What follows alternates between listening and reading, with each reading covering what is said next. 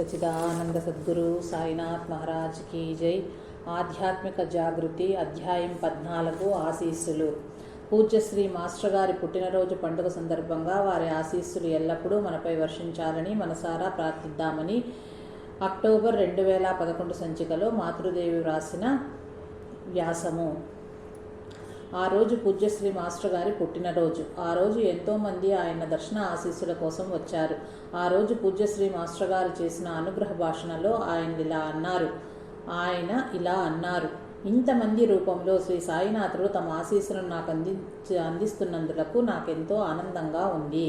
పూజ్యశ్రీ master గారి జన్మదిన సందర్భంగా ఆయన ఆశీస్సుల కోసం వచ్చిన వారి ఆశీస్సులు తమకు లభించాయని ఆయన భావించడం ఏమిటి?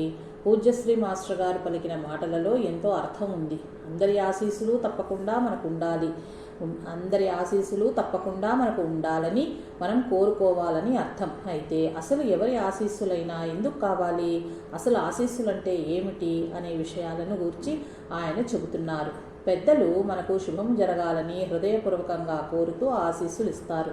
అలా ఇచ్చిన ఆశీస్సుల వల్ల మనకు శుభం జరుగుతుందని పెద్దలు చెబుతారు. ఇది అందరికీ తెలిసిన విషయమే. అయితే అట్లా హృదయపూర్వకమైన ఆశీస్సులు పొందాలంటే అలా ఆశీస్సులు ఇచ్చేవారి పట్ల మన ప్రవర్తన, భావము ఎలా ఉండాలన్నదే మనం ఆలోచించాలి. అసలు పెద్దలంటే ఎవరు? మనకంటే వయసులో పెద్దవారు అని మనం అనుకుంటాము. అది నిజమే. కానీ మనకంటే పెద్దలు చాలామంది ఉంటారు. ఇక్కడ మనకంటే అంటే వయసులోనే కాదు, ఏ విషయంలోనైనా సరే మనకంటే పెద్దలు ఉంటారు అని అర్థము. మనకు తెలియని దానిని తెలుసుకున్న వారెవరైనా మనకు పెద్దలే. అప్పుడు వయసులో చిన్న పెద్ద అందరూ పెద్దలే. ఇంకా ఆలోచిస్తే మనకంటే ఈ సృష్టిలో ప్రతిదీ పెద్దదే. కారణం సృష్టిలో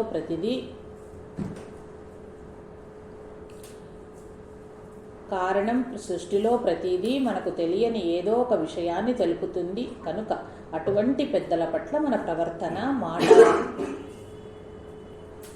మాట వారిని సంతోషపరిచేదిగా ఉండాలి. ఇక్కడ పెద్దలు అంటే అందరూ పెద్దలే అనుకున్నాం కనుక ప్రతి వారి పట్ల మన ప్రవర్తన అలానే ఉండాలి. మానవుల పట్ల మాత్రమే కాదు, సకల జీవుల పట్ల కూడా అలానే ఉండాలి.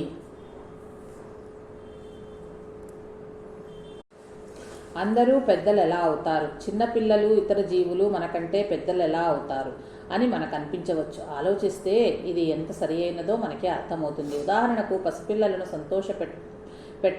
పెట్టామనుకుందాం.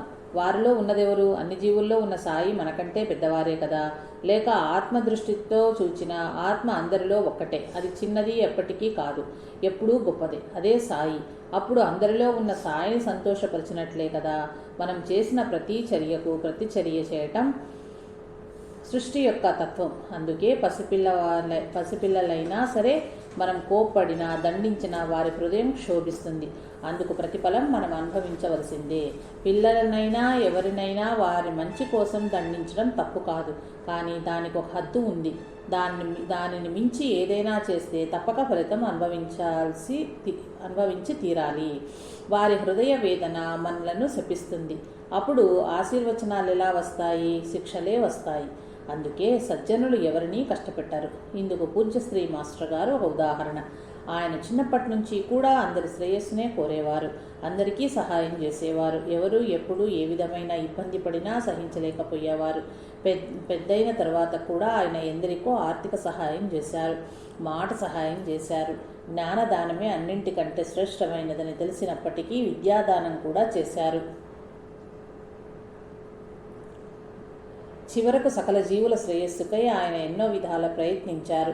అప్పుడు అందరి హృదయాలు ఆనందింపక ఎలా ఉండగలవు? అంతేకాదు, ఆయన అందరిలోనూ తమ గురువునే చూచుకున్నారు. అందుకే మహాత్ములందరి ఆశీస్సులు ఆయనకు పుష్కలంగా లభించాయి. పూర్ణానంద స్వామి విద్యానగర్ వచ్చినప్పుడు పూజ్యశ్రీ